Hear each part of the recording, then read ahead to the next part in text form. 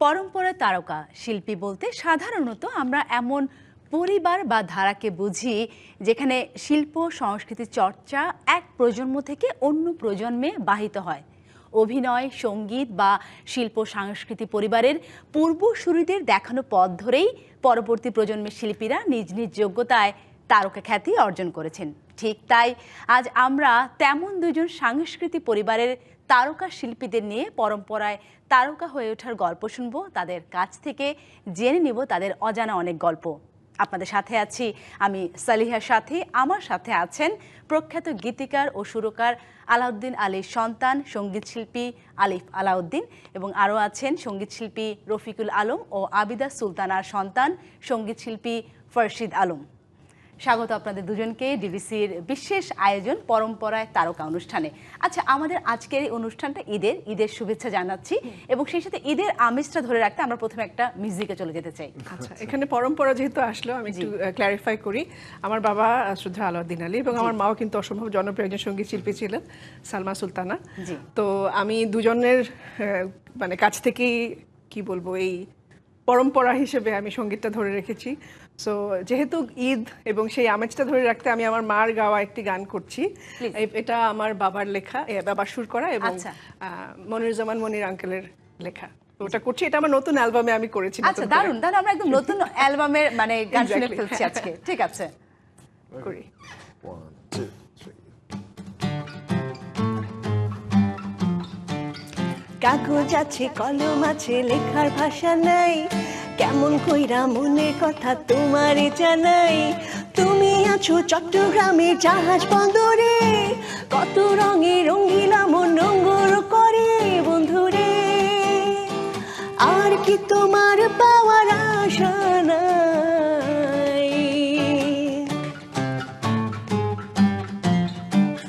কাগজ আছে, কলম আছে, লেখার ভাষা নাই, কেমন কইরা মনের কথা তোমারে জানাই। তুমি আছো চট্টগ্রামে জাহাজ বন্দরে, কত রঙে রঙিলা মন রঙ্গর করে বন্ধুরে। আর কি তোমার পাওয়ার আশা নাই?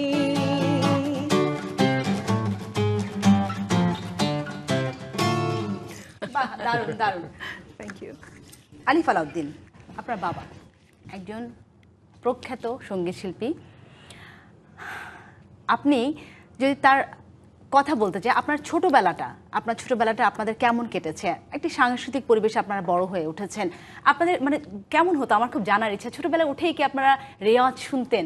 একদম। পরিবেশটা আসলে কেমন ছিল? হয় না যে আমাদের ইন জেনারেল যে পরিবারগুলো থেকে আমরা কি খাচ্ছি দাচ্ছি স্কুলে যাচ্ছি এমন, বাট আপনাদের ওই খাচ্ছি দাচ্ছি স্কুলে যাচ্ছি রেওয়াজ করছি, ব্যাপারটা এমন কিনা?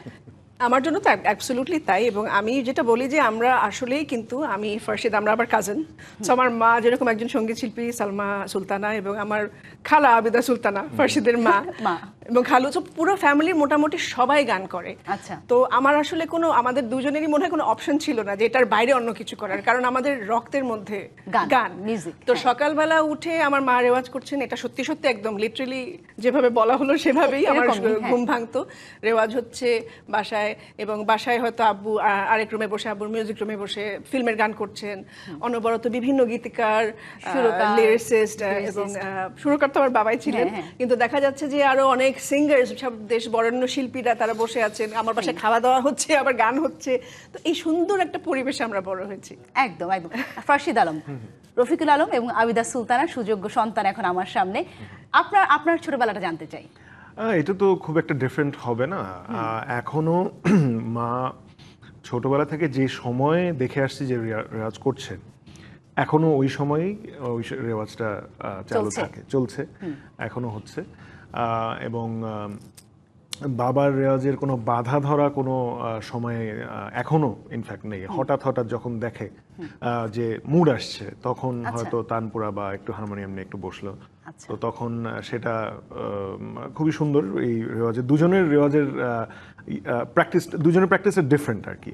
আচ্ছা, হ্যাঁ, দুজনের গানের ধরন অনুযায়ী। গানে ধর যার যখন যেটা Mood মানে, আসছে। কিন্তু মা যেমন হচ্ছে সকালবেলা মানে উঠে নাস্তা খেয়ে ওই সময়ে মানে নাস্তা খেতে বসার আগে হচ্ছে হারমোনিয়ামটা রুমে থাকবে, তারপরে নাস্তা খেয়ে আচ্ছা। তারপরে রেওয়াজ করবেন। আর বাবা হচ্ছে যে এই একটু হয়তো রোদ দেখলো কিংবা একটু আকাশটা একটু মেঘলা দেখা যাচ্ছে, একটু তখন হয়তো মুড আসলো, তখন তাম্বুরা নিয়ে বসলো। এই যে মিউজিক প্রফেশনটাকে বেছে নেওয়া, আরো তো আদার্স প্রফেশন ছিল, কিন্তু এটাকে বেছে নেওয়ার কারণ কি? পরিবারগত কারণেই নাকি নিজেদের ভালো লাগার জায়গা ছিল মিউজিক? এইটার কি কোনো কারণ ছিল? কারণ তো অ্যাকচুয়ালি ছিল না। আচ্ছা, আর হয় না যে আমাদের অপশন ছিল, আমি আর ফার্সিদ যদি বলি, আমরা দুজনেই কিন্তু একটু ডিফারেন্ট ঘরানার। আমাদের ফ্যামিলিতে যে ধরনের হ্যাঁ। মিউজিক হয় তার থেকে কিন্তু একটু ডিফারেন্ট আলাদা, হ্যাঁ। ঘরানা। ওই সেন্সে বলছি যে আমি যেমন পপ করি, ফার্সিদ রক মিউজিক করছে Rock music মোস্টলি। করছে, হ্যাঁ। সো আমাদের যেটা হয়েছে যে আমরা ফ্যামিলি থেকে এনকারেজড হয়েছি। আমাদের ফ্যামিলি এত মানে কি বলবো লিবারাল মাইন্ডেড, তারা কিন্তু আমাদেরকে কখনো কনস্ট্রিক্ট করেনি যে না শুধু তোমরা মানে ক্লাসিক্যাল গান করবে বা তুমি এই ধরনের গান করবে। আমাদেরকে সবসময় এনকারেজ করা হয়েছে সব ধরনের গান শোনো, তোমাদের যেটা ভালো মনে ভালো হয় লাগে, সেটা হ্যাঁ। করো। সেটা তো সেখান হচ্ছে থেকে। ঢুকে যাওয়ার পরে, মানে মিউজিকে ঢুকে গিয়েছে মিউজিকে ঢুকে যাওয়ার তারপরে। পরে। আচ্ছা। কিন্তু তার আগের ইয়েটা সিনারিওটা তোমার কেমন ছিল আমি জানি না, বাট আমার মানে মাই প্যারেন্টস, আমার বাবা অ্যাকচুয়ালি জানতো না বা টু সাম এক্সটেন্ট হয়তো চেতও না যে মিউজিক করে অ্যাকচুয়ালি মিউজিক করবে কেন, আরো অনেক কিছু আছে। হ্যাঁ, হ্যাঁ, আমি এটাই আসলে জানতে চাচ্ছিলাম। হ্যাঁ, এটা ছিল। তো যখন দেখলাম যে মানে in the year 1996 I think, আমি দেখলাম যে গিটার ইনস্ট্রুমেন্টটা আমার সাথে কথা বলছে। আচ্ছা, এটা তো- আপনার ফিল? হ্যাঁ, হ্যাঁ, দেখলাম যে আমার সাথে কথা বলছে, অন্যরকম লাগছে গিটার ইনস্ট্রুমেন্টটা শুনতে। তো তখন আমি একটা বললাম যে আমি গিটার শিখবো, কিনবো। তো তখন থেকে দুজনের একটা ছিল, আচ্ছা দেখি কি করে। আচ্ছা, আচ্ছা, হ্যাঁ, আচ্ছা, দেখা যাক এরকম কি হয়, একটা, এরকম একটা হ্যাঁ। ব্যাপার ছিল। আচ্ছা, দেখি কি কিন্তু করে। আমার ক্ষেত্রে কিন্তু একদম অপোজিট। আমার আচ্ছা। বাবা হঠাৎ করে এসে 96-এ, আমার বাবা এরকম 97-এ এসে বললেন তোমার একটা অ্যালবাম করবো। আমি কিন্তু একদমই কিছু রেডি না। মানে 96-এ? 97-এ 97, আমার তখন তো আমি স্কুলে, আপনি? হ্যাঁ, হ্যাঁ, আমি তখন ও লেভেল দিব, আচ্ছা, জাস্ট পড়াশোনা করছি। এরকম সময় হঠাৎ করে বাবা এসে বললেন যে তুমি তোমার একটা অ্যালবাম করবো, তুমি রেডি হও। এবং মানে কোথা থেকে আমার বাবার পুরনো গান, সেই স্টেশনের রেলগাড়ি, তারপরে এটা ওটা বিভিন্ন জনপ্রিয় গানগুলো আবুর আমাকে দিয়ে নতুন করে বাবা করালেন। তো আমারটা একদম আবার উল্টো ছিল, যে আমার বাবাই মানে চাইতেন যে আমি যে গান আপনি করি। এটা করেন। আচ্ছা, আচ্ছা, আপু আমার গানটা এখন মাথার মধ্যে ঢুকে গেছে, এটা আমাকে এখন শুনতে হবে, স্টেশনের রেলগাড়িটা। এটা তো স্টেশনে রেলগাড়িটা মাইপা চলে ঘড়ির কাঁটা, প্ল্যাটফর্মে বৈশা ভাবি কখন বাজে 12টা, কখন বাজে 12টা, কখন বাজে 12টা, কখন বাজে 12টা। বাহ, দারুণ। হ্যাঁ, ফার্সিদ আলম, আপনার কাছে আসতে চাই। আপনি যখন এই যে প্রথম আপনার এই যে মিউজিকের সাথে আপনি কানেক্টেড হলেন, তো হাতে খড়ি যদি বলি সেটা অবশ্যই বাবা মা থেকে, যদি শুরুর কথাটা বলি, হ্যাঁ, সেখান থেকেই। অ্যাকচুয়ালি এই ক্ষেত্রে আমার মামা, দুই মামা। দুই মামা, আচ্ছা, দুই আচ্ছা, মামা এই এবং গল্পটা শুনতে চাই। আমার বড় মামার সাথে আমার প্রথম গিটার কিনতে যাওয়া, ওই সায়েন্স ল্যাবে যে মিউজিক্যাল ইনস্ট্রুমেন্টের যে দোকানগুলো আছে, এখনো আছে, ইটস লাইক আ হাব ওখানে। তো ওখানে মেলোডি থেকে গিয়ে একটা গিটার কিনলাম। তার আগে মামার তখন গিটারটা কোন নিয়ে, ক্লাসে? আই ডোন্ট রিমেম্বার, অনেক first guitar? 6th grade or 6th grade or অনেক something আচ্ছা, like that. আচ্ছা, ওকে, হ্যাঁ। I don't remember. So তারপর কিনতে গেলাম সেটা। তারপরে বাসায় এসে সাথে সাথে উত্তেজনার একেবারে মানে পারতুঙ্গে একেবারে যা বলা যায়। একটা কর্ড দেখিয়ে দিল, সি মেজর কর্ডটা দেখিয়ে দিল, কোনোভাবে আসে না, হাতে আসে না, এটা সেটা করতে করতে এইভাবেই অ্যাকচুয়ালি আসা হয়। আচ্ছা, মিউজিকটা যখন শুরু করলেন, হয় না, যেহেতু মামাদের গাইডেন্সটা আপনি পেয়েছেন, মামাদের কোনো কথা বা কোনো উপদেশ বা একটা গাইডলাইন, যে এটা কি কখনো মনে পড়ে যে এখন আপনি যখন মিউজিক করতে যান মামার ওই উপদেশটা আপনার অলওয়েজ আপনার মাথায় থাকে? যেহেতু আমরা দুজনেই একসাথে মামার সাথে ব্যান্ড করেছি, এটা পদে পদে ছিল। আচ্ছা, এটা পদে পদেই ছিল এবং দেখে দেখে একসাথে শেখা, পারফর্ম করা, ওটা মানে পারফর্ম করা এবং শেখা দুটো একসাথে, একেবারে একসাথে। আচ্ছা, যদি বলি মামাদের সাথে যেহেতু হাতে খড়ি, মামাদের কাছ থেকে পাওয়া সবচেয়ে বেশি ক্রিটিসিজম কি ছিল? হ্যাঁ, প্রশংসা তো পেয়েছেন, কিন্তু আমার মনে হয় সবচেয়ে বড় সমালোচক মামারাই ছিলেন আপনাদের। নট রিয়েলি, Not ওইভাবে really. না। মানে হতো না তারা গাইডলাইন দেওয়ার জন্য যে আরো বেটার কিছু করতে হবে, সাজেশন যেরকম অনেক হ্যাঁ, ছিল। যে আমি এখনো বলি, আমার বড় মামার সাথে সুমন মামা পেন্টাগনে আমরা একসাথে অনেক বছর ছিলাম। তো পেন্টাগনে যেটা হয়েছে যে সুমন মামার, আমার কাছে সুমন মামার সবচেয়ে বড় স্ট্রেংথ হচ্ছে he has a lot of pressure. যে প্রেশারটা, আমরা 3টা মাইক্রোফোনে 3জন গান করি, কিন্তু সুমন মামার মাইকটা সবসময় মনে হয় যে he has so much pressure and he so clear, ওই ক্ল্যারিটিটা। সো এটা কিন্তু শিখেছি আমি পার্সোনালি। আমি যেমন আমার কাছে মনে হয়েছে যে মাই মামা হ্যাজ দ্যাট ক্ল্যারিটি, যে ব্যান্ডে আমরা তো অনেকক্ষণ ধরে গান করতাম, হয়তো আমরা কর্পোরেট বা ক্লাবে শো করছি, সো এই যে লম্বা একটা সময়ে এনার্জিটা রেখে কিভাবে অনেক লম্বা সময় গান করা যায় সেটা কিন্তু মামার কাছ থেকে শিখেছি। আচ্ছা, বাহ, দারুণ। রাশিদ আলম, একটা গান শুনতে যাচ্ছি। আচ্ছা, আমি এটাতে, এটা আমারই একটা গান।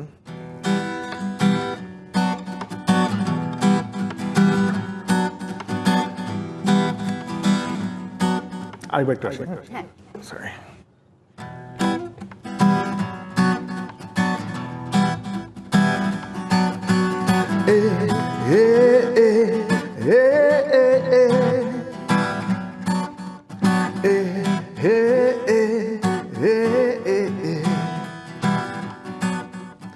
আত্মাটা খসে গেছে কলসটা পড়ে, আত্মহত্যায় আছে শহরটা, সুখে ধুকে ধুকে মরে গেছে যত ফুল যত গাছ, নিঃশ্বাসে শুধু হাহাকার ভাসে আজ।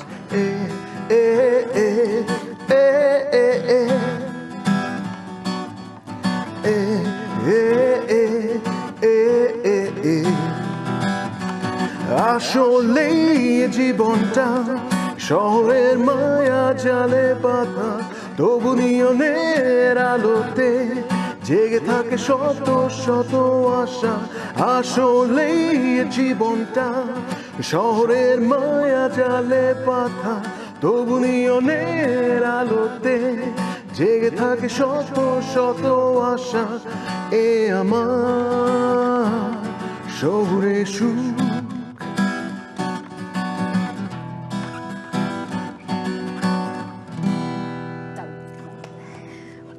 আচ্ছা, একটা ব্যাপার যে ছোটবেলা থেকে এই যে যেই পরিবারে বেড়ে ওঠা, যেটা বলছে যে ডাল ভাতের মতো, মানে আলাদা করে যে এ সেলিব্রিটি ও সেলিব্রিটি সেই ফিলটা নেই, সবাই ঘরের মানুষের মতো আসা যাওয়া করছে সারাক্ষণ, যেটা বাইরের মানুষের কাছে তারা সেলিব্রিটি।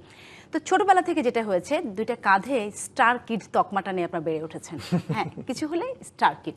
তো এই যে স্টার কিড তকমাটা, এটা কি কখনো মানে প্রেশারাইজড ফিল করেছেন কাজ করার ক্ষেত্রে, নাকি অনেক সময় থাকে না নেটিজেনরা অনেক ধরনের কথা বলে, আরে ও তো স্টার কিড, ওর তো কোনো কষ্টই করতে হয়নি, ওর মানে রাস্তা এমনিই খুব স্মুথ ছিল, ব্যাপারটা কি আসলেই তাই ছিল?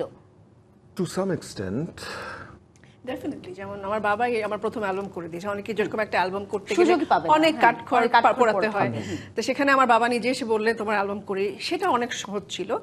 তবে আমার কাছে মনে হয় আমার প্রেশারটা ছিল 200% অর মোর।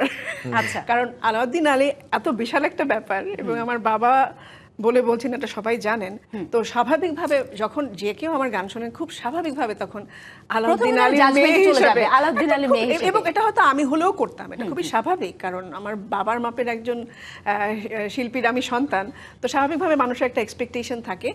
সেটার জন্য ক্রিটিসিজম যেগুলো আমি পজিটিভ সেগুলো আমি নিয়েছি, কারণ কনস্ট্রাকটিভ ক্রিটিসিজম আমি নিতে পছন্দ করি, কিভাবে নিজেকে আরো বেটার করা যায়। তো সেটা নিয়ে আমি এগিয়ে যাওয়ার চেষ্টা করেছি, আর মানুষজন বুঝে গেছে যে না, ওর ধারাটাই ডিফারেন্ট, সো ওকে ওইভাবে আসলে জাজ করে লাভ নেই, ও ওর মতো কাজ করছে। রাশিদ আলমের ক্ষেত্রে again similar because সত্যিকার অর্থে মিউজিকে লাইনে ঢুকেই তো অ্যাকচুয়ালি মানে একেবারে সামনের সারিতে এসে যাওয়াটা জিনিসটা difficult, but it's not like যে আমি মানে হ্যাঁ মানে আমার যেমন মনে আছে 99 সালে 1999 31st night was my first show with Pentagon. And মামা জাস্ট স্টেজে গান করছিল, আমাকে জাস্ট এভাবে ডাকলো, আমি গেলাম, এভাবে বললো ওই পিছনে মাইক আছে একটা, ওটা নিয়ে গা, মানে instant. That was my start, that was my start এভাবে। তো ওই যে বললাম পারফর্ম করার শেখা ইয়েটা একসাথেই তো, এবং দেখলাম যে আস্তে আস্তে যখন নিজের গলা শুনতে পাচ্ছি এবং নিজেকে ইমপ্রুভ করতে পারছি, মানুষজন সেটা পছন্দ করছে, এই বিষয়টা মানে এনজয় করার মতনও ছিলাম। At the same time I was very কশাস, কারণ বাবা মার এক মানে গাইডলাইন বলতে ওটাই ছিল যে তোমাকে যেন মানে শুনতে খারাপ না লাগে, তুমি যেটাই গাও, মানে ধারার কথা আলাদা, মানে তারা ইনফ্যাক্ট আমার বাবা মা কখনো চাইনি যে আমি তাদের ঘরানার গান করি। হ্যাঁ, আমি আমার যেমন ওয়েস্টার্ন গান স্টাইলের গান করছি, is is doing the same as well, কিন্তু যে মানে কারেকশন করার জায়গাটা সবসময় তাদের কাছ থেকে ছিল। কিন্তু ওই যে বলেন যে এই লাইনে এসে স্ট্রাগলটা, ওইটা মনে হয় আমরা দুজনেই একটু হলেও কিছুটা পা হলেও আমরা সেটা ধাক্কায় চলে এসেছি। রাশিদ আলম বিরতির আগে যেটা বলছিলাম একদম ইনস্ট্যান্ট হুট করে মামা কল দিল চলে আসার জন্য, এবং তারপরে যে প্রথম যে গানটা আপনি গেয়েছিলেন সেটা শুনতে চাই। না, প্রথম গানটা অ্যাকচুয়ালি আমি ওইভাবে কোনো গান করিনি, কিন্তু I was actually given a টাফার job. সেটা হচ্ছে হারমোনি করতে হবে।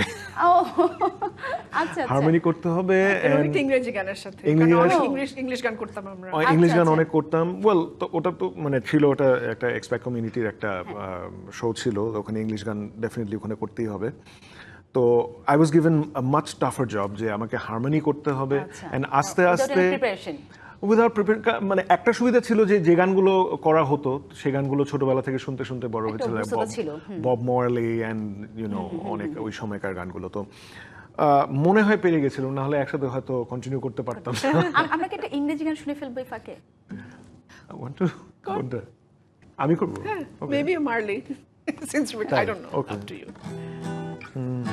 ওকে।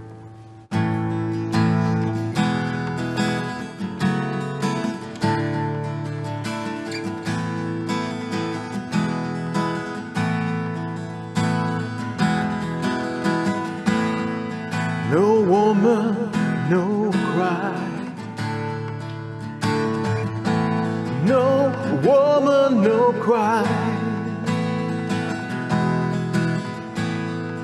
I remember when we used to sit in the government yard in Trenchtown, and then Georgia would make the firelight. There would logwood burning through the night. My feet is my only carriage, so I've got to push on through. But what I'm gonna do, everything's gonna be alright. Everything's gonna be alright. Everything's gonna be alright. Everything's gonna be alright. Everything's gonna be alright now. Everything's gonna be alright. Everything's gonna be alright, yeah. Everything's gonna be alright. No woman, no cry.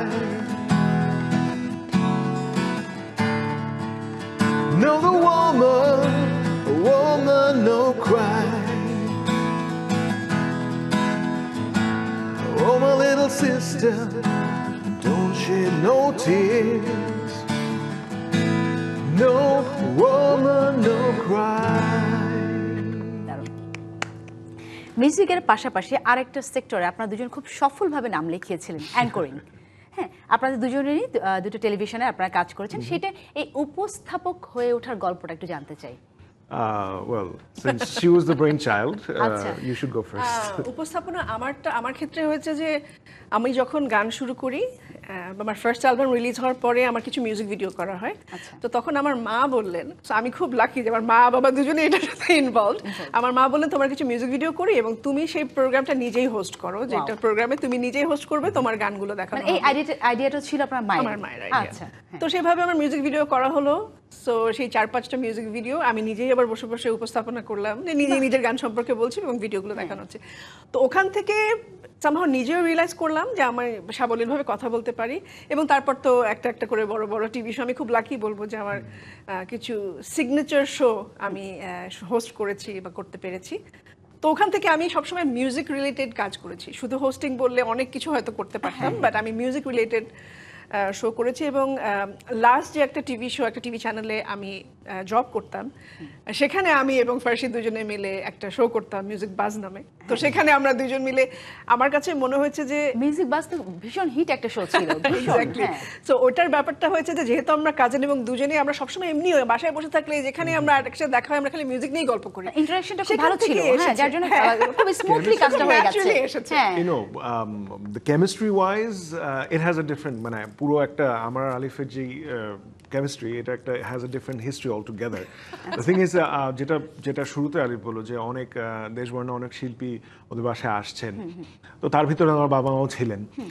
অনেক এরকম হয়েছে, অনেক শিল্পীরা বসে হয়তো আড্ডা মারছেন বা একটা গান নিয়ে গান তোলা হচ্ছে, গান কম্পোজ হচ্ছে, হয়তো অনেক নাম করা গান ভেতরে সৃষ্টি হচ্ছে আর আমরা বাইরে খেলছি। হ্যাঁ, তো আমাদের ওই সময় থেকে আমরা গান শুনতাম একসাথে, আমরা গান করেছি অনেক দিন একসাথে, নাচতাম। আমরা গান ছেড়ে নাচতাম আমাদের ফেভারিট আর্টিস্টদের সেই নাচগুলো। ওয়েল, এমটিভি অ্যাকচুয়ালি আমাদের এমটিভি ওইটা আমাদের একটা বেশ বড় একটা ব্যাকগ্রাউন্ড ছিল আমাদের when it comes to the hosting thing। তো এই সব কিছু মিলে আমাদের এই কেমিস্ট্রিটা অনেক ভালো ছিল। সো অন স্ক্রিন কেমিস্ট্রিটাও যথেষ্ট মানে সলিড ছিল। আচ্ছা আচ্ছা, এখন আলিফ আপু আপনি কি নিয়ে কাজ করছেন বা আপনার নেক্সট প্ল্যানটা কি? আমি তো মাত্র আমার 4th অ্যালবাম রিলিজ করলাম, তো মাঝখানে কিছুদিন অসুস্থ ছিলাম, অনেকে হয়তো জানেন। তো আলহামদুলিল্লাহ এখন ভালো আছি, এখন ভালো আছি এবং এই জন্যই আমি অনেক একটা গ্যাপ নিয়ে তারপরে আমি ফাইনালি আমার অ্যালবামটা রিলিজ করলাম। এবং অ্যালবামে এটা একটু বলতেই হয়, আমার হাজব্যান্ড গাজী ফয়সাল আহমেদ, সে আর্টসল ব্যান্ডে আছে, সে খুব জনপ্রিয় একজন গিটার প্লেয়ার, অনেক বছর ধরে সে প্লে করছে। তো আমরাও ইনফ্যাক্ট আমার হাজব্যান্ডের সাথে কিন্তু আমরা পেন্টাগন যখন করতাম ওখান থেকেই পরিচয়। আচ্ছা আচ্ছা, তো আমার ফ্যামিলি মানে পুরোটাই আমার মানে হাজব্যান্ডও মিউজিক করে, তো আমি পুরোপুরি একটা মানে মিউজিক্যাল একটা পরিবেশে সবসময় থাকি। তো ও আমার পুরো অ্যালবামটা করে দিয়েছে, so hats off to him. And first সেখানে অনেকগুলো গানে বেস, ইনফ্যাক্ট সবগুলো গানে বেস প্লে করেছে। আচ্ছা, সো এটা নিয়ে আমি খুব ব্যস্ত ছিলাম, মাত্র শেষ করলাম, আর আরো কিছু মিউজিক ভিডিও নিয়ে কাজ চলছে। আচ্ছা, দারুণ। আর ফারশিদ আপনার? ওয়েল, এখন কারেন্টলি আমার একটা ব্যান্ড আছে, ইটস কল্ড এলকেজি কোয়ার্টেট। সেখানে নানান রকম এক্সপেরিমেন্ট চলছে, অ্যান্ড সাইড বাই সাইড আমি আমার সোলো অ্যালবামের কাজ শুরু করেছি বলা যায়। কাজ চলছে, এখন রাইটিং স্টেজে আছে। যেটা করলাম এটা অ্যাকচুয়ালি আমার একটা একেবারে একটা নতুন গান। এটা এখনো মানে রিলিজ তো হয়নি, এটা জাস্ট গিটারেই আছে এখনো। And I should be very I want to thank one of my colleagues আমার অফিসে লিখেছেন উনি গানটা। তো এটা আজকে ইনফ্যাক্ট আমি প্রথমই গাইলাম কোথাও, এটা আর কোথাও গাওয়াও হয়নি। ওকে ওকে ওকে, আচ্ছা আপু আপনার কাছে যদি আমি জিজ্ঞেস করি, এই যে মানে হয় না যে নামের আগে আলিফ আলাউদ্দিন, কখনোই কি কোনো প্রেশার আসেনি এই বিষয়টা নিয়ে? কখনোই না? হ্যাঁ, পুরোপুরি প্রেশার ছিল। আচ্ছা, তো ওই যখন প্রেশার আসতো তখন আপনারা কিভাবে বিষয়টা হ্যান্ডেল করতেন? প্রেশার এসেছে যেমন আমি আমার প্রথম অ্যালবামে স্টেশনের রেলগাড়িতে যখন করি, তো সেখানে কিন্তু আমি র্যাপ করেছিলাম। I am talking about 1997 1998। তো গানের মাঝখানে একটা অংশ আছে যেখানে আমি র্যাপ করেছি। আচ্ছা, এবং এই র্যাপটার আইডিয়াটা কি নিজের ছিল? না, এটাই বলছি। একজন বয়স্ক লোক আমাকে দেখলেন কিছুদিন পরে, এসে বললেন তুমি তোমার বাবার গানটা নষ্ট করেছো, কিন্তু আমার বাবাই কিন্তু আমাকে কুড়িয়েছে র্যাপ মাঝখানে, because my dad was so modern. তো ওইটাই আমি বলছি যে আমি আসলে খুব লাকি যে আমার বাবাই বলেছে না না এখানে একটা র্যাপ থাকতে হবে, এখানে একটা এরকম থাকতে হবে, ছন্দ মিলিয়ে আবার বাংলা র্যাপও আছে, ইংলিশ র্যাপও আছে, মানে খুব এক্সপেরিমেন্টাল কাজ ছিল সেসব। বয়স কম ছিল তো আমারও, তো আমিও খুব এনার্জি নিয়ে অনেক র্যাপ ট্যাপ ঢুকিয়ে মানে জিনিসটা খুব ইন্টারেস্টিং হয়েছিল, অনেকে খুব পছন্দ করেছিল। বাট স্বাভাবিক, সবাই তো আর সব কাজ পছন্দ করে না। আলাউদ্দিন আলীর জেনারেশনটা আসলে একরকম, মানুষ একটা ক্যারেক্টার মাথার মধ্যে সেট করে নিয়েছে, কিন্তু আলাউদ্দিন আলীর যে আরো কতগুলো ক্যারেক্টার আছে, উনি যে ভার্সেটাইল একজন মানুষ, সেইটার মানুষ আর ভাবেনি, ভাবছে যে তার মেয়ে আলিফ এরকম পপ সিঙ্গার হয়ে গেল কিভাবে, ব্যাপারটা ওরকম ছিল আর কি। হ্যাঁ, আচ্ছা ফারশিদ আলম, আপনার কাছে জানতে চাই, তা আপনি যে এই যে এখন কাজগুলো করছেন, উপস্থাপনা থেকে কিন্তু একবারে সরে এসেছেন? একেবারে হয়তো না, একটু ব্রেক বলা যায় এখন। অ্যাকচুয়ালি ওটাও একটা চিন্তার জায়গায় আছে যে কি নিয়ে অ্যাকচুয়ালি করা যায়, বিকজ মানে অনেকেই বলে যে সেই শোটা তো কি অবস্থা, এটা যদি ওইটাতে হাতে গোনা, ওই শোটাতে হাতে গোনা 5-6 জন আর্টিস্ট বাদে সবাই এসেছেন। হ্যাঁ হ্যাঁ, তো অনেক স্টোরিজ বলা হয়ে গিয়েছে। আচ্ছা, হ্যাঁ, so I am sure you feel the same way. অনেক স্টোরি বলা হয়ে গিয়েছে, এখন নতুন কিছু বলার অ্যাকচুয়ালি জায়গা খুঁজছেন। আচ্ছা, ইউ গো ফার্স্ট। ছোটবেলার ঈদ ভার্সেস নাও। ছোটবেলার ঈদের যে জিনিসটা সবচেয়ে মিস করি সেটা হচ্ছে আমাদের নানি বাড়িটা। আচ্ছা, নানি বাড়িটা সেটা নয়াপল্টনে ছিল, ওইখানে ওটা পরে ওটা ভেঙে পড়ে, ওখানে ডিফারেন্ট প্রপার্টিজ, ওটা ভিন্ন বিষয়। কিন্তু সবচেয়ে বিষয় যে জিনিসটা মিস করি সেটা হচ্ছে নানির বাড়ির রাতের বেলা, ঈদের দিন রাতের বেলা খাওয়াটা। আচ্ছা, সবাই মিলে, তখন আমরা ছোট, তো সবাই মিলে একসাথে এসে হইচই রাত্রি 11টা 12টা পর্যন্ত, মানে অনেকেই আছেন এখনো এবং অনেকেই নেই। এখন কি সময়ের ব্যস্ততার জন্য সেটা আর হয়ে ওঠে না? না, সেটা এখনো আছে, যেটা মানে বিভিন্ন আমাদের প্রবলি থার্ড ডেতে আলিফের বাসায় একটা গ্যাদারিং হয়, আচ্ছা। থার্ড অর সেকেন্ড ডেতে, অথবা আমার মামাদের বাসায় বা আমাদের বাসায় এটা হয়ে থাকে। কিন্তু ওই যে নানির বাড়ির বিষয়টা, আচ্ছা, ওইটা ওটা ছিল miss সবচেয়ে করেন। মজার। হ্যাঁ, আচ্ছা আচ্ছা। আমার ক্ষেত্রে যেটা ডেফিনেটলি আমার বাবা মাকে মিস করি, কিন্তু ওনারা এখন নেই, খুব স্বাভাবিকভাবে। তো ছোটবেলার ঈদটা যখনই মনে করি তো একরকম একটা নস্টালজিয়া কাজ করে ছোটবেলাটা স্বাভাবিকভাবে। আর এখন যেটা হয়েছে যে আবার আমার নিজের একটা লাইফ হয়েছে, আমার হাজব্যান্ড আছে, আমার একটা মেয়ে আছে, তো এই ঈদটা আবার অন্যরকম। অ্যান্ড দেন আমি নিজের বাসায় আমি চেষ্টা করি I want to B the mother Goose, so আমি চেষ্টা করি যে আমার সব যারা আছে কাজিনরা আসে, সবাই cousin মিলে ফ্যামিলি একসাথে, সবাই, আমি আচ্ছা। চেষ্টা করি যে অ্যাটলিস্ট একদিন হলেও যেন আমার বাসায় সবাই একসাথে সেলিব্রেট করতে পারি। She is a wonderful cook as well. Wow, তাই দারুণ না? হ্যাঁ, একদিন যেতে হবে আপুর বাসায়। হ্যাঁ, অবশ্যই, হ্যাঁ। অবশ্যই। আপু তাহলে ঈদের দিন রান্না করা হয়, নিজেই রান্না করেন? হ্যাঁ, হ্যাঁ, বাজারটা কি নিজেই করেন? হ্যাঁ হ্যাঁ, আমি Wow. সবকিছু আচ্ছা, কাটাকুটি আমি করি না, হ্যাঁ, ওটা হ্যাঁ, পারি সেটা না, তো লোক আছে, বাট হ্যাঁ, হ্যাঁ, বাজার আমি helping নিজে hand করি আছে। এবং রান্নাটা আমি নিজে করি। আচ্ছা, দাঁড়া, এবং কাজিনরা সব যে সেই নানি বাড়ি নেই তাতে কি বোনের Exactly. বাড়ি আছে? আবার মানে লাস্ট ফিউ ইয়ার্স ধরে একটা নতুন একটা সংযোজন হয়েছে একরকম। আমার বাবা আবার কোথা থেকে যেন বিভিন্ন রেসিপি কখন শেখে জানি না। আচ্ছা, ওটা কি অ্যাপ্লাই হয় ম্যামের উপরে? হ্যাঁ হ্যাঁ হ্যাঁ, বাসায় তো হয়। আমার মনে হয় গত বছর আগের বছর রোজা ঈদের বাসায় কাচ্চি হয়েছিল, আমার বাবা রান্না করেছিল সেটা। আচ্ছা, কাচ্চি মানে একজন রফিকুল আলম এত বড় একজন সিঙ্গার, কিন্তু উনি অসম্ভব ভালো রান্না করতে পারেন, স্পেশাল কিছু আইটেম। Special তো items. এরকম হঠাৎ করে দেখা যায় উনি বিফ মটকা বানাবেন, হ্যাঁ। সেটার জন্য বিশাল মানে আয়োজন বাসায়, সেই হাঁড়ি টাড়ি কিনে বিভিন্ন রকমের কুকিং ডিভাইস কিনে উনি একেবারে মটকা রান্না করছেন, সো ওইটাই আর কি। মজার ব্যাপার হচ্ছে এর লাস্ট ঈদে আমাদের এই সেটে উপস্থিত ছিলেন আবিদা সুলতানা এবং রফিকুল আলম। তাদের কাছ থেকে আমরা এই রান্নার গল্প শুনেছিলাম। হ্যাঁ, এবং আজ তাদের সেটাই। মেয়ে ছেলেরা আছে আমাদের সামনে এবং ভালো লাগছে জেনারেশন। Right. হ্যাঁ, মেয়ের কি ইচ্ছা, মানে সেও কি মিউজিক নিয়ে কাজ করতে চায়? Oh my my God. God. Oh my God. আমার মেয়ে হচ্ছে যে, আমি ওকে পিয়ানো লেসেন্স দিয়েছি, প্রায় 5 বছর সে পিয়ানো শিখেছে। Wow. আমাদের শ্রদ্ধেয় পিলু খানের একটা স্কুল, মিউজিক স্কুল আছে ব্লু নোট নামে, তো সেখানে সে 5 বছর পিয়ানো লেসেন্স নিয়েছে।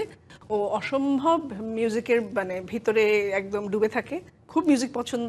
যেমন আমি আমার মার এবং আমার বাবার দুজনের যে গানগুলো আছে, বা আমার মার আলাদা যে গানগুলো আছে, সেগুলো নতুন করে রেকর্ড করে আমার নতুন অ্যালবামে বেশ কয়েকটা গান আছে। তো সেটা আমি চেষ্টা করছি আমার মতো, এবং আরো অনেক প্ল্যান আছে আমার বাবার গান নিয়ে, ভবিষ্যতে প্ল্যান ডেফিনেটলি আছে। বাবার একটা গান শুনতে চাই আপনার কাছে। একটা তো করলাম, আরেকটা? আরেকটা করব। ইনফ্যাক্ট আমি দুটোই করেছি, দুটোই বাবার গান। তো স্টেশনে রেলগাড়িও হয়ে গেছে, কাগজ আছে কলম আছে, তাহলে আরেকটা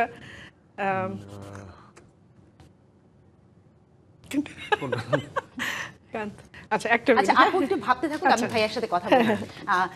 ঠিক তেমনি যদি আমি বলি আবিদা সুলতানা ম্যাম এবং রফিকুল আলম, হ্যাঁ, তাদের গাওয়া কোন গানটা আপনার সবচেয়ে বেশি ভালো লাগে, এবং তাদের গানগুলো যেন আরো জেনারেশনের পর জেনারেশন থেকে যায়, সবাই শুনে, তার জন্য সন্তান হিসেবে আপনি কি করছেন?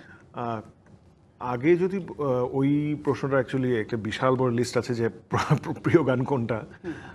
একটা যদি বলতে বলে তাহলে আমার বাবার এক হৃদয়হীনার কাছে, composed by the one and only Alauddin Ali, and lyrics was Abdul Hai Al Hadi. Abdul Hai right, উনি লিখছেন। এবং মার অনেকগুলোর ভিতরে একটা গান তো অবশ্যই বিমূর্ত এই রাত্রি, বিমূর্ত। এবং একটা দোলনা যদি কাছে পেতাম, এরকম অনেক গান আছে। তো দুজনের গান নিয়ে বা দুজনকে নিয়ে যদি কোনো পরিকল্পনার কথা জিজ্ঞেস করেন, তাহলে আমি আরেকটু ভিন্নভাবে করার চেষ্টা করছি। But I should actually go for the easier approach the way you are doing it. তো আমি চেষ্টা করছি কি করে একটা দুজনকে নিয়েই কি করে লাইভ প্রোগ্রাম, লাইভ একটা ছোট একটা কনসার্ট, একটা কোজি একটা অ্যারেঞ্জমেন্টে একটু ডিফারেন্ট মিউজিক অ্যারেঞ্জমেন্টটা ডিফারেন্ট করে দুজনদেরকে কিভাবে প্রেজেন্ট করা যায় সেটা চিন্তা করছি। উপস্থাপক এবং উপস্থাপিকা হিসেবে বাবা মার সাথে কাজ করা হয়েছে একই স্টেজে? মার সাথে হয়েছে, হয়েছে। বাবার সাথে তো ডিরেক্ট মিউজিক নিয়ে কাজ হয়েছে, উপস্থাপক হিসেবে না। আপনার হয়েছে? হ্যাঁ দুজনেরই ওই আছে। মুহূর্তে কেমন ছিল? আমাদের ওই মিউজিক বাস শোতে দেয়ার ওয়াজ অ্যান এপিসোড যেখানে আমাদের দুজনের মা আছে, আচ্ছা, এন্ড হ্যাঁ। সত্যি আমি বুঝতে পারছিলাম না যে কি জিজ্ঞেস করব। সেখানে ওই এপিসোডটা হয়েছিল আসলে ওই এপিসোড আমরা বকা খেয়েছি কিন্তু হ্যাঁ হ্যাঁ তোমরা কেন এরকম করলে ওরকম করলে আচ্ছা না। আচ্ছা, মানে উল্টো প্রশ্ন হচ্ছে উল্টো প্রশ্ন করছে, হ্যাঁ। এরকম হয়েছে। তো হ্যাঁ মানে এরকম দু একবার এরকম মানে কথা এরকম শুনতেই হয়েছে প্রোগ্রামে, এবং বাবার সাথেও হয়েছে অন্য আরেকটা চ্যানেলে, যেখানে ওয়েল এই ইয়েতে অনেক বড় বড় শিল্পীদের ইন্টারভিউ করার সৌভাগ্য হয়েছে। সেখানে একই সাথে আমার বাবা মা যেমন ছিল, সেখানে সুবীর নন্দী ছিলেন। সব মিলে মানে এই নার্ভাসনেসটা কাটাতে বেশ ভালোই একটা টাইম গেছে আমার। অথচ ছোটবেলায় কিন্তু একই বাসায় কিছু গান থাকার মতো অবস্থা, কিন্তু পরবর্তী সে ঠিকই নার্ভাস ফিল করে ওনাদের মতো মানুষ যখন সামনে থাকে। আমার আমি একটা কাজের কথা মেনশন করি, সেটা হচ্ছে যে আমার বাবার গাওয়া এই 2 বছর আগে একটা গান আমার সঙ্গীত আয়োজনে রিলিজ হয়েছে, এটা ইউটিউবে আছে। গানটার নাম হচ্ছে স্বাধীনতা, এবং গানটার সুস্রষ্টা এবং গীতিকার ছিলেন শ্রদ্ধা আয়ুব বাচ্চু। আচ্ছা, তো উনি গানটা বাবাকে অনেক আগে দিয়েছিলেন। এখন বাবার সেই গানটা মানে ইচ্ছাকৃতভাবে ডিলে করেনি, কিন্তু করতে অনেক সময় লেগে গিয়েছে। আয়ুব বাচ্চু ততদিনে মারা গিয়েছেন। তো এটার কারণ ছিল হচ্ছে যে উনি অ্যাকচুয়ালি আয়ুব বাচ্চু কমপ্লিটলি একটা হার্ড রক ঘরানার একজন মিউজিশিয়ান। সেখানে এই গানটা কি করে পরিবেশন করা যায় আমার বাবা অ্যাকচুয়ালি বুঝতেই পারছিল চিন্তা না। করছিলেন উনি হয়তো, হ্যাঁ, কি করে করা যায়। তা আমি ভাবলাম যে গানটা তো পড়ে আছে, দাও না আমি করি। তো আমি আমার মতো মিউজিক করলাম। তারপরে স্টুডিওতে যখন বাবা ঢুকছেন, তখন তো চিন্তা করলাম যে আসলে স্টুডিওতে ঢুকছে তো রফিকুল আলম। হ্যাঁ। তখন আমি একদম নার্ভাস। তো আমি আমার ফ্রেন্ডকেই বললাম যে তুই এটা দেখ, এই ভোকাল টেক তুই নে। আচ্ছা, আমি আমার মানে প্রোগ্রাম একেবারে শেষ পর্যায়ে আমি দুটো গান দিয়ে জাস্ট শেষ করবো। একটা হচ্ছে আপনার কণ্ঠে। আচ্ছা, হ্যাঁ আপু, শেষ করো না। শেষ করুন। ওকে, শেষ করো না শুরুতে খেলা, না ভেঙো না দ্বীপ জেলে নিভে নিও না। মন যদি নাই দাও মন তবে নিও না। শেষ করো না শুরুতে খেলা, না ভেঙো না দ্বীপ জেলে নিভে নিও না। ওকে, সো যাই। সে আছে নিজকে নিয়ে, আমি তো আপন।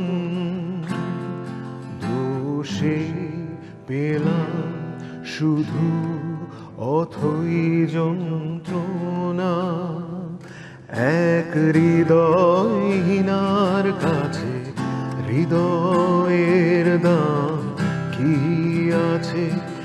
এক হৃদয়হীনার কাছে হৃদয়ের দাম কি আছে।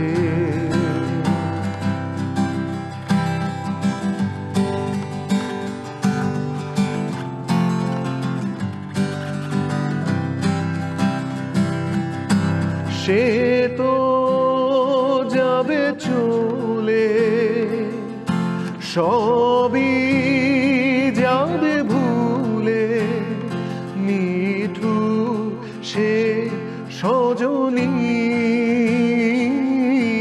পাথর ভালোবেসে চোখে অবশেষে নদীকে ধরেছি,